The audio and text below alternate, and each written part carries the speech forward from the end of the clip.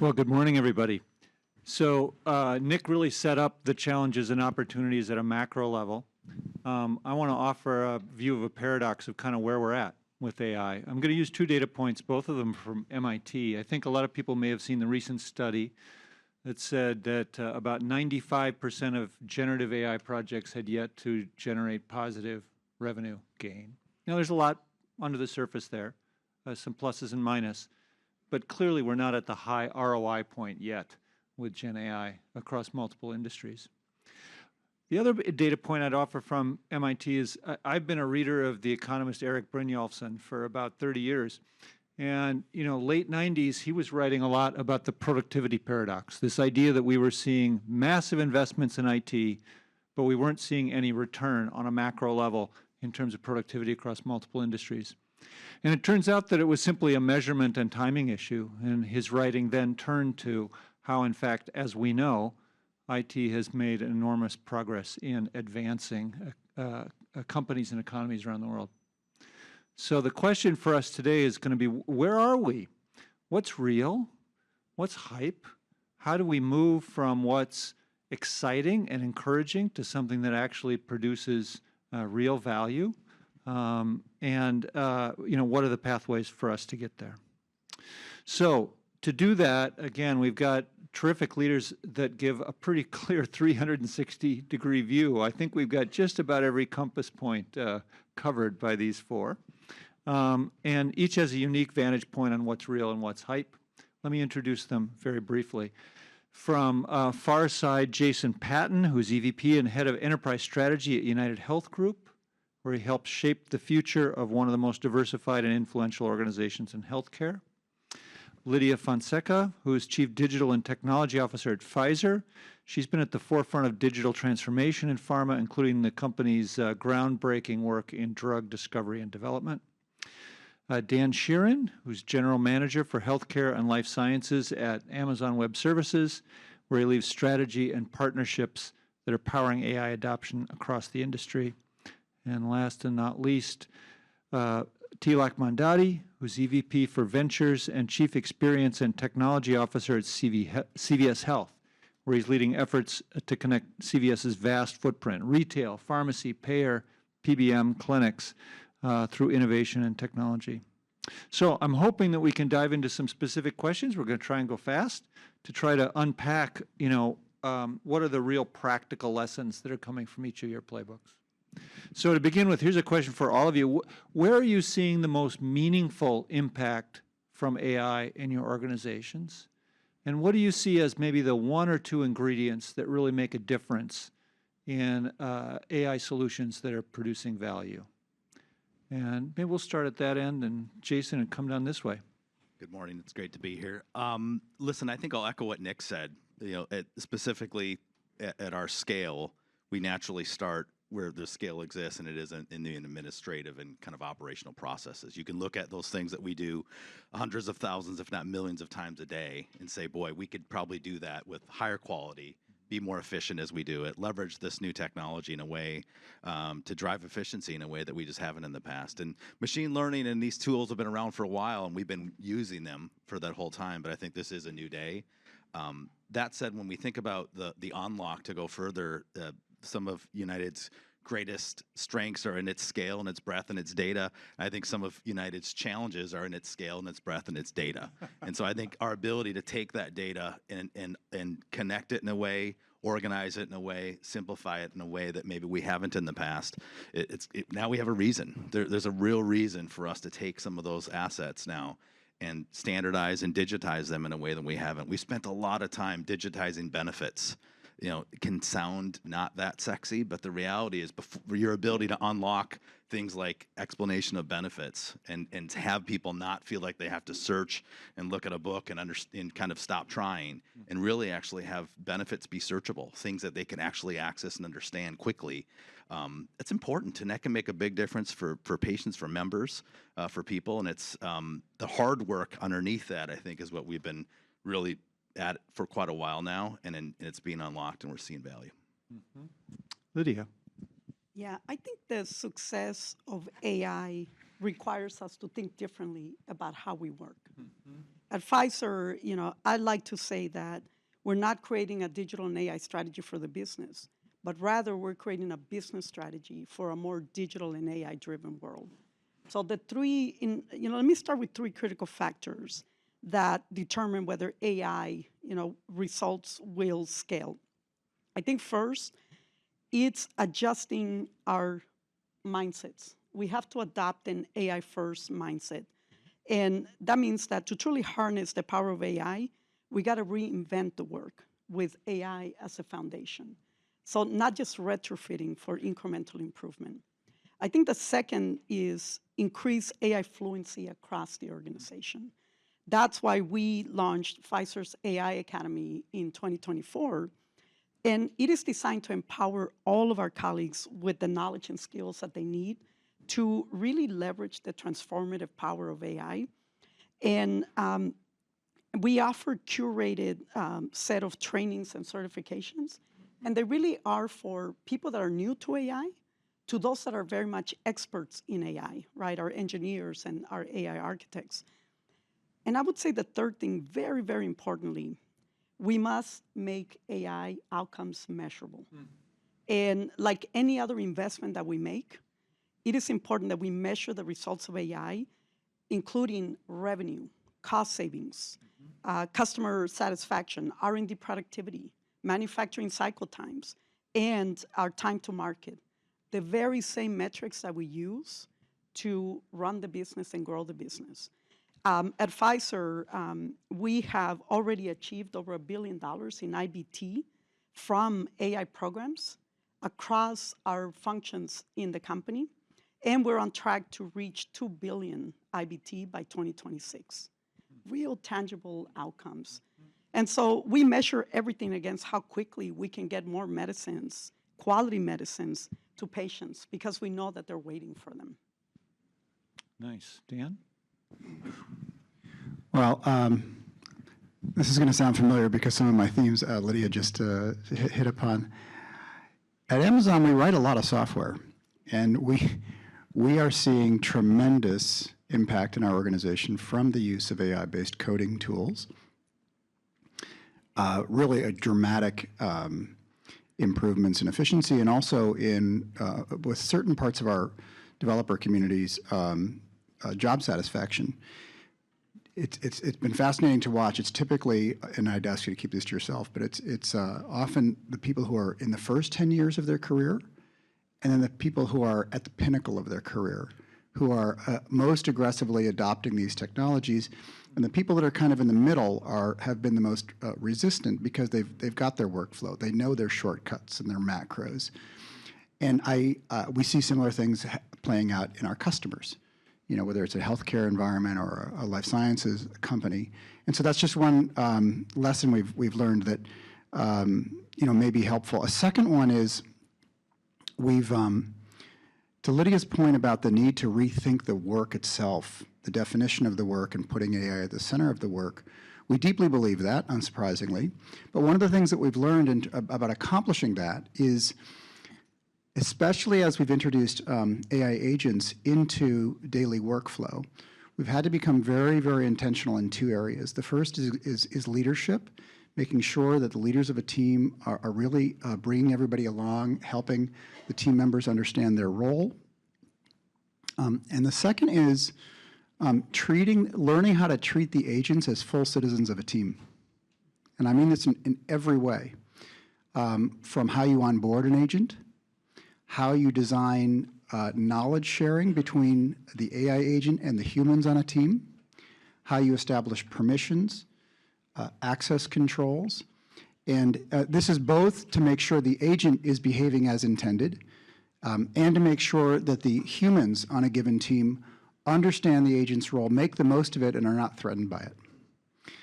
So it's something that we're doing a lot of fundamental research on, and as we often say in technology, we're eating our own dog food first, but then we hope to be in a position to bring some of these learnings to our customers soon.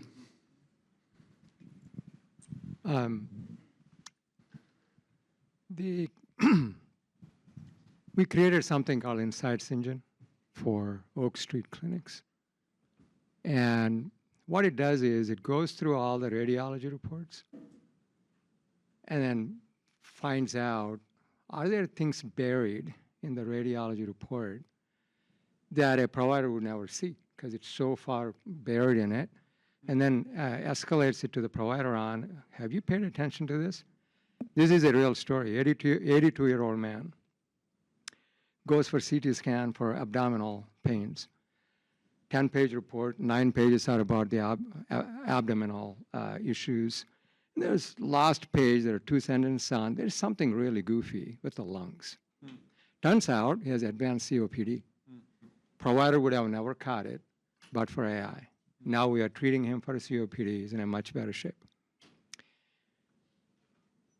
I'm sure you guys go to CVS Pharmacy all the time. If you don't, you should, because it's the best pharmacy in the world. Spend as much money as you can. Buy stuff in the front store, not just the scripts. I have kids to put through college. So guess what the pharmacists used to spend a ton of time on? Pill counting and pill verification. Why do they do that? They're highly trained professionals. So we used AI. AI does all the pill counting and verification. It has better accuracy than human beings. And what happens? The pharmacist now can spend more time with the patients in the store, and they're operating at the top of their license. Good for the patients, good for the company. We have care managers that call people, patients, at home, and help them navigate very complex conditions. 40% of their time, 40% of their time they're spending pulling paperwork together and getting ready for the call. AI reduces it to 0. AI does all the case prep. So what happens to that 40% of the time? They go talk to more patients. They spend more time with the patients. Jason talked about digitizing all the benefits. What a huge improvement in experience for the customer. They don't have to read through ridiculous contracts and insurance benefit stuff. They just ask, and they get the answer. How cool is that? All that is because of AI. Look, you talked about 95%. I don't know where these things come from, but I'll tell you this. We adopted in CVS Health the approach of uncool AI. That's our philosophy. Let's just do bread and butter things, leave some of the advanced research to people that are more qualified, like Amazon, address the bread and butter things with AI. I have 95% of the initiatives with measurable ROI. So just doing things that make sense, that are necessary, and use the lowest cost possible AI. I don't need, for everything, I'm not inventing new molecules. I don't need GPUs for everything I'm doing. I don't need the latest models, LLM models. I don't need those. So pick the cheapest possible AI and focus on the bread and butter things. You'll get really solid ROI. That's great. So themes I'm hearing is target-rich environment here, lots of opportunity, focus on value. It sounds like you're beginning to produce value for sure. I heard a lot about human factors involved in this as well. So clearly some good lessons. So Jason, let's go to you. UnitedHealth Group is both a payer and provider at truly massive scale. I think you employ more doctors than any other organization in the U.S. at this point, or something close to that. So, both sides of that equation are adopting AI to try to improve their situation. So can you illuminate for us a little bit about what do you see as ways we can get to kind of a ground truth where we can align values between payer and provider in the interest of patients rather than having it amplify potentially conflicting incentives or conflicting outcomes? I think the reality right now, and even to Tilak's point, is that there's going to be a moment where it actually just does get amplified. You're going to have providers, optimizing for revenue, and you're going to have payers optimizing to control. Yep. And because that's the core of what a lot of those functions are today. Those are the actions that are happening hundreds of thousands, if not millions of times. So if I can make my revenue cycle management function work a lot better using AI with less people and higher yield, that feels like a really smart thing to do if I'm a health system leader. if I can have payment integrity perform it on the other side a whole lot better, that feels like a really smart thing to do if I'm a payer. So candidly, for a period, I think we're going to have more of that friction, and we feel that even within our organization, you'll see pitches and ideas and investment requests almost on two different sides of the aisle there. That said, that's okay. I think there's a natural tension that's going to happen over time, but as things get better, and we kind of can move past that'll make a difference. I think where the commonalities are going to be around is there some of the examples that Tilak was bringing up. When you can help a patient, I think everybody's going to be aligned around that. When you can help a provider be more effective, make a better decision faster, I think we see a lot of alignment in our organization around that. Well, can I press on this a little bit? I mean, we've all been patients. I've been a patient. I want both of those things. Yep. I want my doctor to be able to give me whatever treatment I think is right and my clinical team says is right. But especially if I'm on a high deductible plan, I care a lot about affordability. Yeah. So I want both. I want to press a little bit. How do we get to both? I think a lot of it starts with transparency, making things more obvious for that patient so they understand what decisions being made, the options they have. A lot of times as people, we walk into the doctor's office, we're hoping to get the right diagnosis, and then we're hoping that person has the best treatment plan in mind. And we'll find out in a few days or a few weeks when it happens to work. I think whether we ultimately how much we had to pay for that. I think our ability to move those things upstream even from a settlement perspective. Let's have higher confidence in settlement as a provider earlier so we can understand what the best path is. And so we've used words like next best actions for years, but I think our ability to really inform the patient and the provider now in a way, that's a common ground area. There you go. Where people, I think, both sides are going to be really. I think that's absolutely right. The transparency, clarity of coverage and cost, that would go a long way. I'll just add one more, which is real time. Can we sort things out between the providers and the payers to the extent possible in real time? Prior authorization, claims processing, or verification of coverage. If we could do that in real time, most of the frustration is going to go away. So Tilak, on that note, you've talked a lot about interoperability and access to data as critical to your strategy across all the areas that you touch. So how do you see AI creating a kind of seamless, connected experience if we can crack the interoperability nut? What are you working on, and why is that important?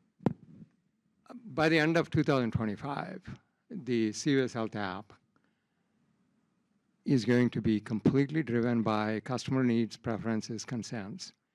It's customer taking control of their own health. And CVS Caremark, CVS Aetna, and CVS Pharmacy would be completely, fully integrated into one experience. So the customer doesn't need to know, am I talking to Caremark, am I talking to Aetna, am I talking to pharmacy? They worry about what's my condition, what's my scripts, which doctor should I go to? We handhold them in the CVS Health app. That's the kind of connectivity that is necessary. But that's not enough, right? People are not using just the CVS Health assets for their healthcare. They use a lot of assets outside the CVS Health ecosystem. So in 26, we want to connect to any payer, any PBM, any pharmacy. Right? That's the goal.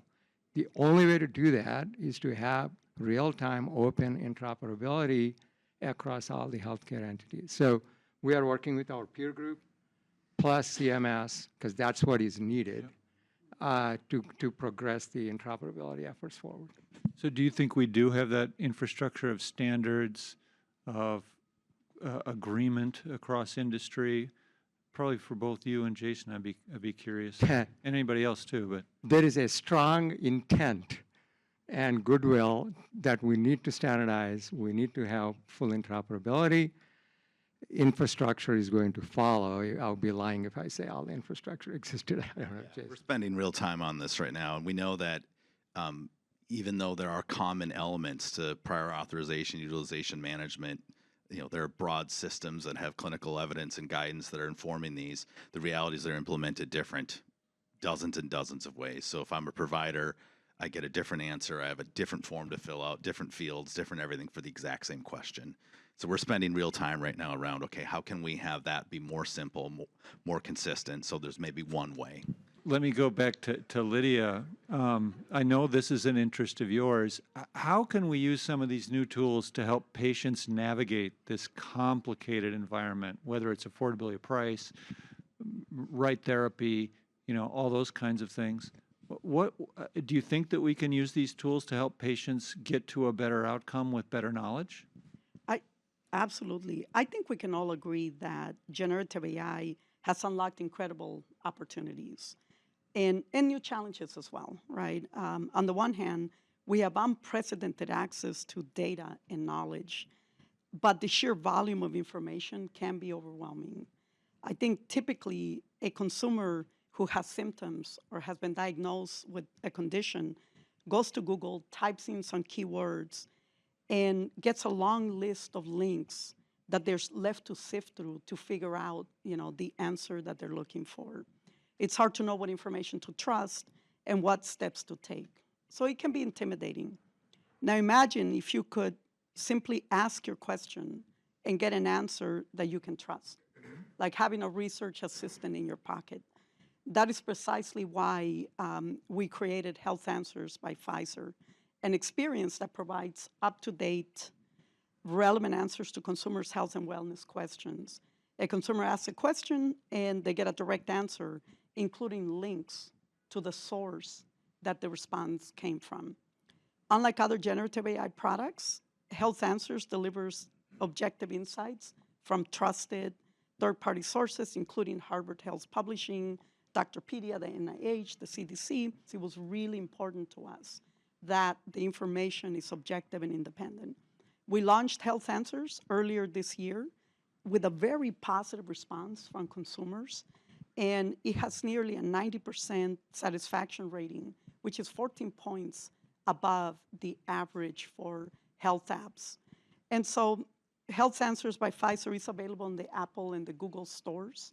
I encourage you to check it out. It really is intended to help people just navigate and get answers to health and wellness questions that they may have. Yeah, we're seeing an explosion in those kinds of tools. It'll be very interesting to see who do patients turn to, who will they trust, and why will they trust them. As a hyperscaler, you and a couple of other companies see the whole world in some interesting ways. What technical or operational breakthroughs do you think are coming next that will really help advance what we're doing with AI? I think we've talked about most of them. I think the interoperability point that Tilak was on and Jason were talking about is essential. And I should recognize the new administration is playing a very aggressive role in this. I think in a constructive way of really bringing some parties, CMS in particular, bringing parties together and driving interoperability. So I'm guardedly optimistic that we're going to see advances in that area. That combined with the use of agents that we've already talked about, I think those are really the two key unlocks for either the administrative gains that everybody's seeking in terms of reduced manual workflows and savings, but also the clinician-facing improvements.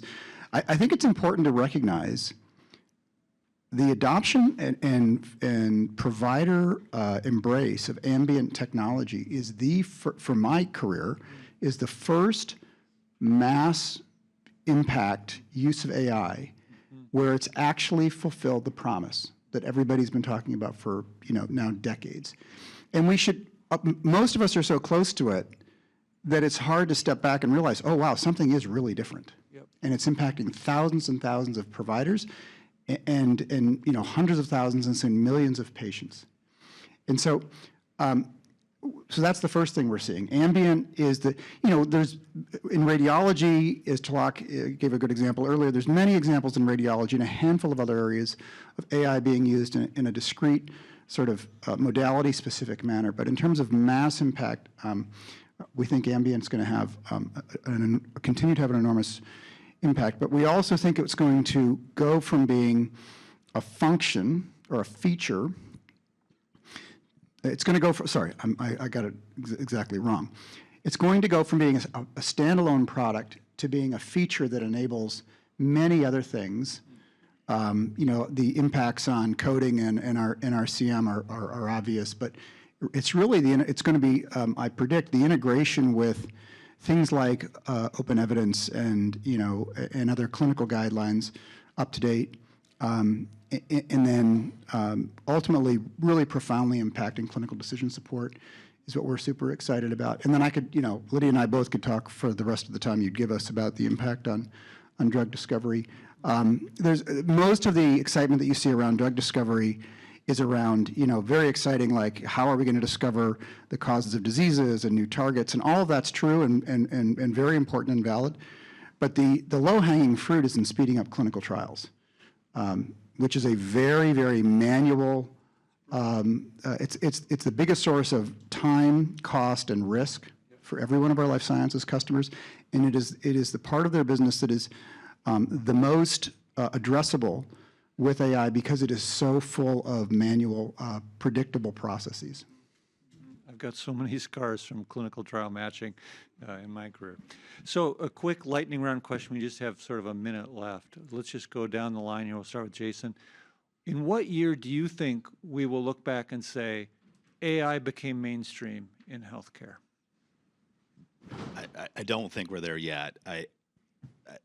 27. All right, 27. I'm going to be provocative and say that AI is already mainstream. I think the real milestone, though, will be when we stop calling it AI in healthcare and just call it the way we work in healthcare, and when patients trust it, benefit from it, and see it as part of their care journey.